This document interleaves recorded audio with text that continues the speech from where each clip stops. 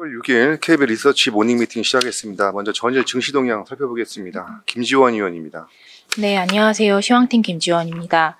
전일 국내 증시는 정치 불확실성에 외국인 매도세가 지속되면서 양시장 모두 하락했습니다. 미국 ISM 서비스업과 ADP 민간 고용이 모두 예상을 하회했지만 파월 의장은 미국 경제가 놀랍도록 좋은 상태에 있다고 진단하면서 연준이 중립금리를 찾아가는 과정에 좀 더 신중할 여유가 있다고 밝히면서 미 증시를 견인했습니다. 또한 세일즈포스와 마벨이 각각 AI 모멘텀의 예상 상회한 실적을 발표하면서 AI 관련주들이 동반 강세를 보였는데요. 이에 국내 반도체주에도 외국인 순매수가 유입되면서 강세를 보였습니다. 반면에 금융과 자동차, 통신 등에는 외국인 매도세가 출회되면서 약세가 심화된 점이 특징적이었습니다. 또한 비트코인이 10만 달러를 돌파했습니다. SEC 위원장에 폴 애킨스가 지명된 가운데 파월 의장은 연준의 역할은 디지털 자산이 은행 시스템과 어떻게 상호작용하는지 관찰하는 것이라고 강조했습니다. 해외 증시 살펴보겠습니다. 미 증시는 고용보고서 발표를 앞두고 숨고르기 흐름을 보이면서 3대 지수 모두 하락했습니다. 발표된 신규 실업보험 청구자 수는 22만 4천 건으로 6주 만에 최고치를 기록했고 전문가 예상치를 상회했습니다. 종목별로는 인텔과 어플라이드 머티리얼즈 등이 5%대 하락하면서 부진한 모습 보이며 반도체주가 대부분 약세를 보였고요. 반면에 비트코인 10만 달러 돌파 이슈에 마이크로 스트래티지는 장중 9%대 급등하기도 했습니다. 테슬라는 로보택시 모멘텀에 3%대 상승하며 마감했습니다. 중국 증시는 12월 중순 개최 예정인 중앙경제공작회의를 앞두고 추가 부양책에 대한 기대감이 높아지면서 상승했고, 유럽 증시는 프랑스 새 내각에 대한 기대감에 상승했습니다. 미국 10년물 국채 수익률과 달러는 모두 하락했고, 유가는 오펙 플러스의 증산 연기에도 오히려 글로벌 수요 부진 우려가 제기되면서 하락했습니다. 관전 포인트 짚어보겠습니다. 비농업 고용 지표를 앞두고 미증시가 숨고르기를 보였습니다. 이는 FOMC 이전에 마지막으로 발표되는 공식 고용 지표로 이 결과를 확인 후 대응하려는 모습이 나타난 것으로 판단됩니다. 국내 증시는 정치 불확실성에 이틀 연속 하락했습니다. 외국인 매도세가 출회되고 또 원화 약세 흐름이 지속되면서 반등 동력을 갖기에는 좀 역부족인 상황입니다. 이 길에 탄핵 투표가 예정되어 있어서 금일도 관망세가 추가될 것으로 보입니다. 당분간은 정치 불확실성에 증시 흐름이 영돈될 것으로 보여서 보수적인 접근이 필요합니다. 감사합니다. 네, 비농업 고용 지수 발표를 앞두고 숨고르기로 마감을 했는데요. 3대 지수 모두 하락 마감을 했습니다. 특히 필라델피아 반도체 지수가 1.86% 하락으로 마감을 했습니다. 자, 다음은 한국 정치적 불확실성 관련 내용 한번 살펴보겠습니다. 권희진 의원입니다. 네, 안녕하세요. 매크로팀 권희진입니다.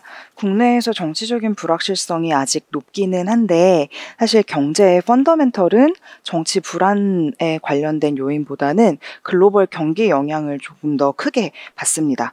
실제로 과거에 국내에서 정치적인 불확실성이 극대화된 사례라고 한다면 이제 2003년에서 4년 그리고 2016년에서 17년 탄핵 소추와 심판이 있었던 두 시기를 볼 수가 있을 텐데요. 한 번은 성장률이 지속적으로 좀 둔화가 되는 모습이었고 한 번은 반대로 괜찮아지는 이런 모습을 보실 수가 있습니다.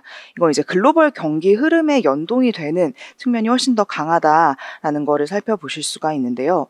그렇지만 이제 경제 주체들 특히 소비자들 같은 경우에는 심리적인 영향을 좀 받을 가능성이 높다라고 생각을 합니다. 경기에서의 불확실성이 커지면서 이제 이런 모멘텀이 약화되는 국면이기 때문에 정책적인 지원이 있어야 될 필요가 커지고 있는 상황은 맞는데 이제 이럴 때 정책적인 집행력이 약화될 수 있다라는 점은 경기에서의 하방 요인입니다. 한국은행이 유동성을 충분하게 공급하겠다라고 이야기를 하면서 이제 금융시장의 변동성 완화 측면에서는 좀 도움이 될 가능성이 높겠지만 기준금리 결정에 있어서는 높아진 환율이 좀 추가적인 변수로 작용을 할 가능성이 있습니다. 그리고 재정에서의 불확실성도 좀 커졌는데요. 2016년도 12월 달의 사례랑은 다르게 지금은 아직까지 내년도 예산안이 확정이 되지를 못한 상황입니다. 지금 법정 처리 기한은 넘어갔고요. 10일까지 예산안 합의가 요청이 되기는 했습니다만 관련된 논의가 지금 아직까지 본격적으로 좀 진행이 되고 있지는 못한 상황인 것 같습니다. 만약에 혹시라도 예산안이 처리가 되지 못한 채로 해를 넘어가게 될 경우라고 하면 이제 1월 1일부터는 준예산이라고 하는 게 편성이 돼서 집행이 됩니다. 근데 준예산에서는 필수 지출만 제한적으로 이루어지고 이제 새로 시작되는 사업이라든지 아니면 추가적인 지출들은 다 빠지게 되거든요. 그래서 혹시라도 이렇게 관련된 논의가 늦어지면서 준예산이 집행이 될 경우라고 한다면 이 경우에는 정부 지출이 지연이 되면서 내수 활력이 추가적으로 좀 둔화될 우려가 있다라고 생각을 합니다. 관련 내용은 계속 팔로우를 해서 전달을 드리도록 하겠습니다. 이상입니다. 네, 정치적 불확실성이 확대되고 있는데요. 참고로 이제 경제 펀더멘털은 정치 불안보다는 글로벌 경기의 영향이 더 중요한 것으로 이렇게 파악이 되고 있습니다.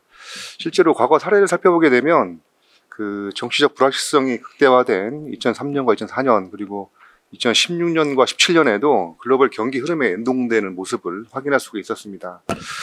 참고로 한국은행은 필요시의 유동성을 충분히 공부하겠다고 이제 밝히고 있고, 다만 예산안 처리가 늦어질 경우에는 내수 활력이 추가 둔화될 가능성은 있어 보입니다.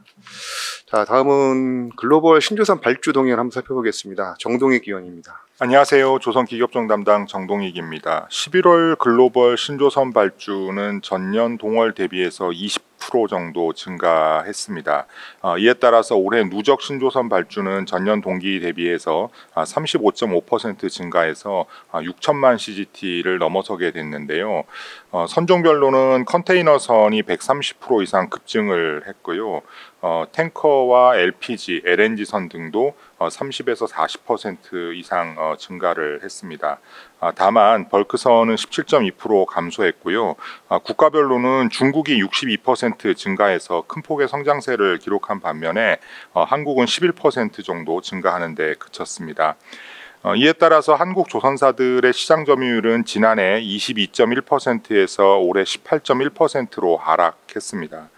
중국은 지난해 58%에서 올해 69.2%까지 상승한 상황입니다. 한편 클락슨 신조선가 지수는 최근에 189.18포인트를 기록을 해서 올해 9월 달에 189.96포인트를 기록한 이후에 6주 연속 하락세를 보였었다가 초폭 반등하는 데 성공을 했습니다.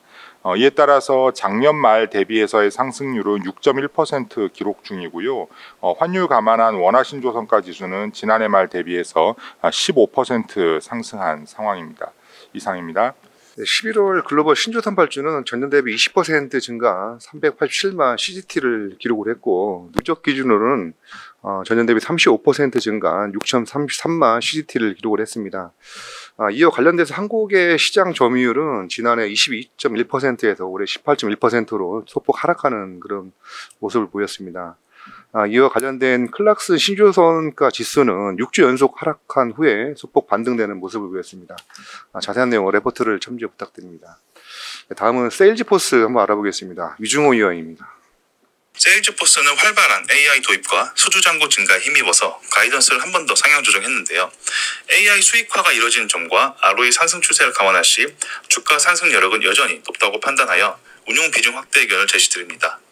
세일즈포스의 12개월 선의 ROE 같은 경우 16%로 시장 대비해서 낮지만 주주환원 확대와 이익 성장에 힘입어서 개선세가 나타나고 있고, PB 멀티플 추세를 감안할 시 주가 상승 여력은 높다고 보고 있습니다. 그리고 이 밖에 장기 이익 성장성을 반영한 상대 주가도 동종 기업 대비 높지 않은 수준에 머물러 있고요. 이번 실적 성장에 힘입어서 연간 가이던스를 일부 상향 조정했는데요. 신제품 AI 플랫폼인 에이전트 포스의 계약은 일주일 동안 200건이 신규 성사되면서 향후 실적이 기대할 것으로 좀 기대하고 있고요. 4분기 가이던스로는 매출액은 최대 9% 전년 동기 대비 증가할 것으로도 언급했습니다. 그리고 이 밖에 영업이익률과 현금 흐름은 각각 32.9% 그리고 최대 26%로 상향 조정했고요. 3분기에만 2,000건 이상의 AI 솔루션 거래를 계약했다고 발표했는데요. 이에 힘입어서 이번 4분기 단기 수주 잔고는 약 9% 증가할 것으로 전망했습니다. 자세한 내용은 리포트 참조해 주시면 감사드리겠습니다. 네, 그 세일즈포스는 활발한 AI 도입과 수주 잔고에 힘입어서 가이던스를 지난 분기에 이어서 한 번 더 상향 조정을 했습니다. AI 수익화가 지금 이루어지고 있고 ROE 상승세를 감안할 경우에는 주가 상승 여력은 여전히 높다라고 판단을 해서 운용 비중 확대를 제시를 하도록 하겠습니다. 참고로 세일즈포스의 12개월 선행 ROE는 16%로 시장, 즉 S&P 500은 20.8%거든요. 시장 대비 낮지만 개선세가 나타나고 있습니다. 참고로 가이던스를 상향 조정했고 단기 수주 잔고도 10% 증가를 하고 있다는 그런 데이터가 있습니다. 자세한 내용은 레포트를 첨부 부탁드리겠습니다. 이상으로 12월 6일 KB 리서치 모닝 미팅 마치도록 하겠습니다. 감사합니다.